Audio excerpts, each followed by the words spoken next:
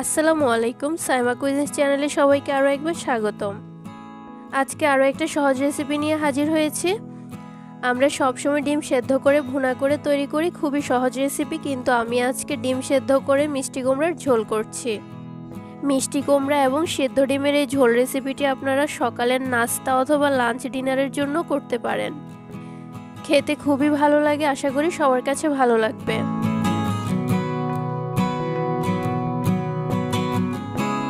প্রথমে এখানে আমি ডিমগুলো সেদ্ধ করে নিব। এখানে আমি 3টা ডিম নিয়েছি, আপনারা আরও বেশি করলে বেশি বাড়িয়ে নেবেন। ডিম সেদ্ধ করার পর অনেক সময় ডিমের চামড়া উঠতে চায় না, তাই ডিম সেদ্ধ করার সময় কিছুটা লবণ দিয়ে দিবেন, তাহলে খুব সুন্দরভাবে ডিমের চামড়া উঠে যাবে। ডিম সেদ্ধ করার পর ঠান্ডা হওয়ার জন্য নামিয়ে রেখেছি। এই পর্যায়ে এখন আমি কিছু মিষ্টি কুমড়া এমন টুকরো করে কেটে নিয়েছি। আরও কিছুটা বড় করেও কাটতে পারবেন, তবে আমি কিছুটা ছোট ছোট করে টুকরো করেছি। আপনারা চাইলে মিষ্টি কুমড়ার পরিমাণ আরও কিছুটা বাড়িয়ে নিতে পারেন। এখন সামান্য পরিমাণ হলুদ দিয়ে মিষ্টি কুমড়াগুলো মেখে নিতে হবে। এখন প্যানে দিয়ে দিচ্ছি প্রায় 2 টেবিল চামচের মতো তেল।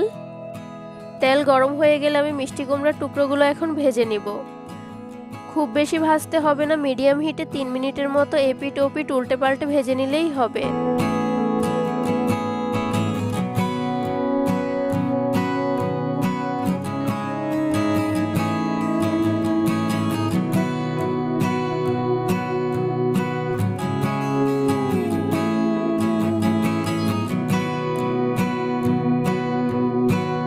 এখন এখানে আমি আগে থেকে সেদ্ধ করে রাখা ডিমগুলোর চামড়া ছিলে নিয়েছি। এই ডিমগুলোকেও আমি প্রথমে কিছুটা ভেজে নিব। এর জন্য একটা ছুরি দিয়ে ডিমের গায়ে এভাবে দাগ কেটে নিতে হবে। ডিম ভাজার সময় অনেক সময় গায়ে ছিটে পড়ে, এভাবে দাগ কেটে নিলে আর ছিটে পড়বে না। দাগ কেটে নেওয়া হয়ে গেলে এখন আমি ডিমের মধ্যেও 1 চিমটি হলুদ দিয়ে মেখে নিচ্ছি। এখন মিষ্টি কুমড়া ভেজে নেওয়া সেই একই প্যানে আরও কিছুটা তেল দিয়ে ডিমগুলোকে ভেজে নিব।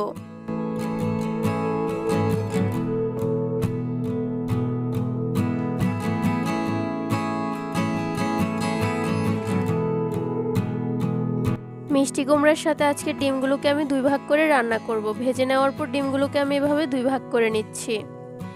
এই কাজটা আপনারা ডিম ভেজে নেওয়ার আগে করতে পারবেন, ভাগ করে ভেজে নিতে পারবেন। ডিম আর মিষ্টি কুমড়া ভেজে নেওয়া সেই একই প্যানে আজকের রান্নাটা আমি করব। আজকের রান্নাটাতে আমি খুব বেশি তেল ব্যবহার করব না, তাই ডিম ভেজে নেওয়া সেই অবশিষ্ট তেলে এখন আমি দিয়ে দিচ্ছি বড় সাইজের একটা পেঁয়াজ কুচি। পেঁয়াজটাকে প্রথমে একদম নরম করে ভেজে নিতে হবে।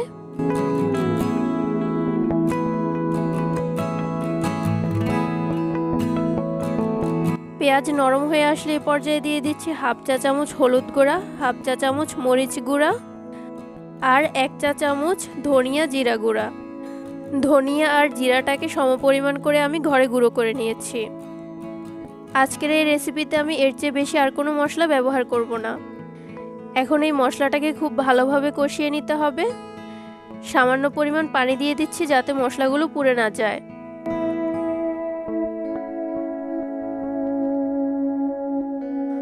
মশলা কষানো হয়ে গেলে এ পর্যায়ে আমি ভেজে রাখা মিষ্টি কুমড়া দিয়ে দিচ্ছি আর দিয়ে দিচ্ছি 1 কাপ পানি। আপনারা কি পরিমাণ ঝোল রাখবেন তার উপর নির্ভর করে পানিটা ব্যবহার করবেন। আমি 1 কাপ দিয়ে দিচ্ছি। এখন পর্যন্ত কিন্তু আমি কোনো লবণ ব্যবহার করিনি, তাই দিয়ে দিচ্ছি 1/2 চা চামচ লবণ। এখন এই পানিতে ঢাকনা দিয়ে মিষ্টি কুমড়াগুলো সেদ্ধ হয়ে যাওয়া পর্যন্ত রান্না করে নিব। প্রায় 6-7 মিনিট পর মিষ্টি কুমড়াগুলো প্রায় 90% সেদ্ধ হয়ে গেছে। এখন আগে থেকে 2 ভাগ করে রাখা ডিমগুলো দিয়ে দিচ্ছি আর উপর থেকে দিয়ে দিচ্ছি কিছুটা ধনিয়া পাতা কুচি। ঝালের জন্য 5-6টা কাঁচামরিচ, কাঁচামরিচগুলোকে আমি কিছুটা চিড়ে দিয়েছি। এই পর্যায়ে লবণটা চেক করে নেবেন। এখন ঢাকনা দিয়ে রান্না করে নিব আরও 5 মিনিট। ডিম দেওয়ার পর খুব বেশি নাড়াচাড়া করবেন না, তাহলে ডিমগুলো ভেঙে যেতে পারে। 5-6 মিনিট পর আজকের রান্নাটা কিন্তু আমার কমপ্লিট হয়ে গেছে। এই অবস্থাতেই আমি নামিয়ে নিব। আপনারা চাইলে ঝোলটা আরও কমিয়ে নিতে পারবেন অথবা আরও বাড়িয়ে রাখতে পারবেন।